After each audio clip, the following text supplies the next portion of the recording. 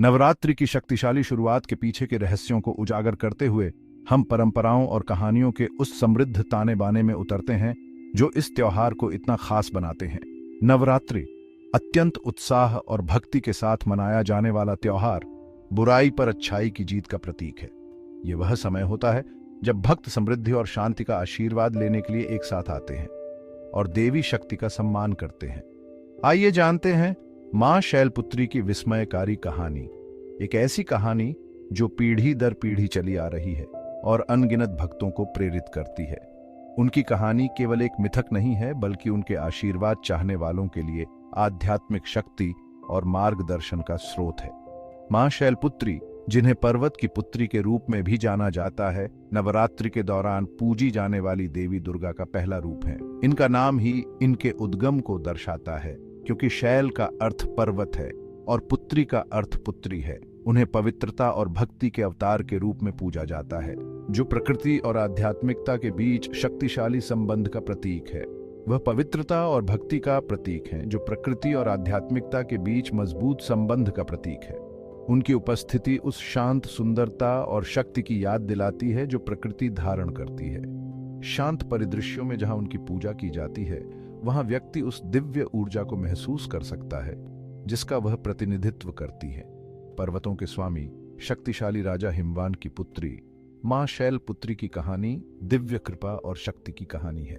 अपनी बुद्धि और शक्ति के लिए श्रद्धेय राजा हिमवान एक ऐसी बेटी से धन्य थे जो आशा और भक्ति की किरण बनेगी।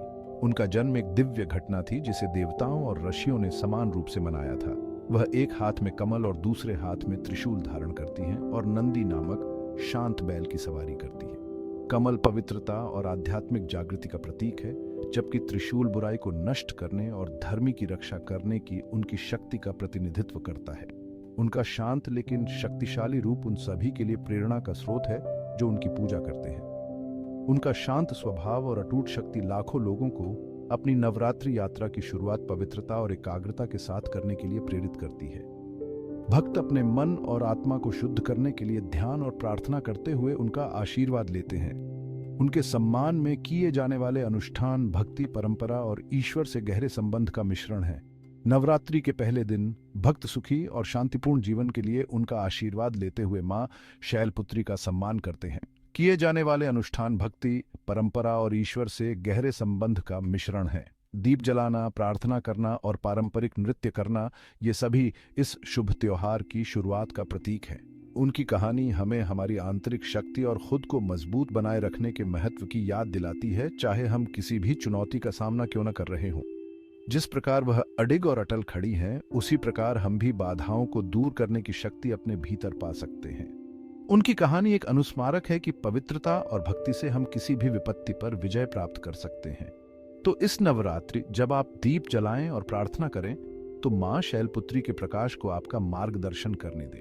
उनकी कृपा और शक्ति केवल अतीत की कहानियां नहीं है, बल्कि उन लोगों के दिलों में जीवित हैं जो विश्वास करते हैं। दियों का प्रकाश अंधकार को दूर करने और आशा और सकारात्मकता के नए सवेरे की शुरुआत का प्रतीक है। मां शैलपुत्री की कृपा और शक्ति को याद रखें, जो हमें पवित्रता और भक्ति के मार्ग की ओर ले जाती है। जय मां शैलपुत्री।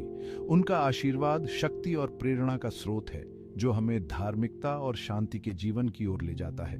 जैसे ही हम उनके सामने झुकते हैं, हमें उस दिव्य ऊर्जा की याद आती है जो हमारे माध्यम से बहती है और हमारी आध्यात्मिक यात्रा पर हमारा मार्गदर्शन करती है। अगली बार तक धन्य रहें और प्रेरित रहें। मां शैलपुत्री की कहानी आपके जीवन में मार्गदर्शक प्रकाश बने, जो आपको पवित्रता, भक्ति और आंतरिक शक्ति की याद दिलाती रहे। जैसे ही हम इस अध्याय को समाप्त करते हैं, उनका आशीर्वाद आप पर बना रहे, आपके जीवन को शांति, समृद्धि और आध्यात्मिक पूर्णता से भर दे।